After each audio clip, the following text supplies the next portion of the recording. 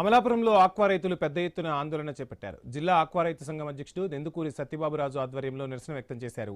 మార్కెట్లో ఫీడ్ ధరలు విపరీతంగా పెరిగిపోవడం, అదే సమయంలో రొయ్యల కొనుగోలు ధరలను దారుణంగా తగ్గించేయడంతో తాము తీవ్రంగా నష్టపోతున్నామని రైతులు ఆవేదన వ్యక్తం చేశారు. ఫీడ్ ధరలను నియంత్రించడానికి ప్రభుత్వం ఏ విధంగానైతే ఒక ప్రత్యేక కమిటీని వేసిందో అదే పద్ధతిలో రొయ్యల కొనుగోలు ధరలను కూడా క్రమబద్ధీకరించడానికి ఓ కమిటీని నియమించాలని డిమాండ్ చేశారు. ఆక్వా రంగాన్ని నష్టాల్లో కూరుకుపోతున్న ఆక్వా రైతులను ఆదుకునేలా ప్రభుత్వం తక్షణమే స్పందించి కనీస మద్దతు ధర లభించేలా చర్యలు తీసుకోవాలని కోరారు.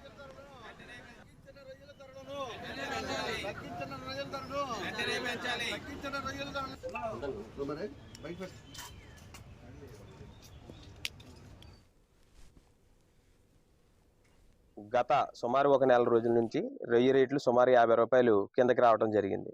అప్పటి నుంచి రైతులు రకరకాల దఫాలుగా గవర్నమెంట్ కి నిరసన తెలియజేయడం జరుగుతుంది. అయితే ఇప్పటి వరకు కూడా ఈ రొయ్యల రేటుల్లో పురోగతి అనుకున్నంత స్థాయిలో రాకపోవడం రైతులు ఎంతో చింతిస్తున్నారు.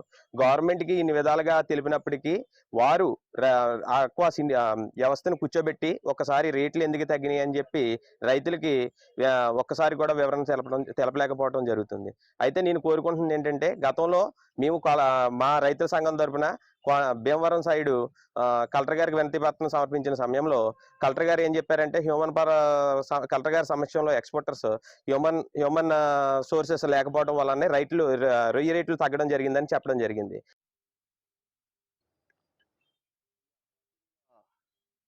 రైతులు వాడే మేత గురించి కానీ, రైతులు అమ్మే రొయ్యల గురించి కానీ రోడ్డెక్కి ఏ రకంగా ప్రభుత్వానికి కానీ, ఇటు అధికారులకు కానీ, మా నాయకులకు కానీ, అలాగే రైతులందరూ కలిసి ఏ రకంగా జిల్లా వ్యాప్తంగానే రాష్ట్ర వ్యాప్తంగానే ముందుకు వచ్చారో మీకు అందరికీ తెలుసు. గత నెల 25వ తారీఖున కలెక్టరేట్ ఆఫీస్కి వచ్చి అర్ధాంతరంగా కేజీకి 50 రూపాయలు తగ్గించారని విన్నవించుకోవడం జరిగింది. దరిమిల తగ్గించిన 50 రూపాయల్లో 20 రూపాయలు పెంచి ఈ రోజుకి 30 రూపాయలు తగ్గించుకుంటున్నారు.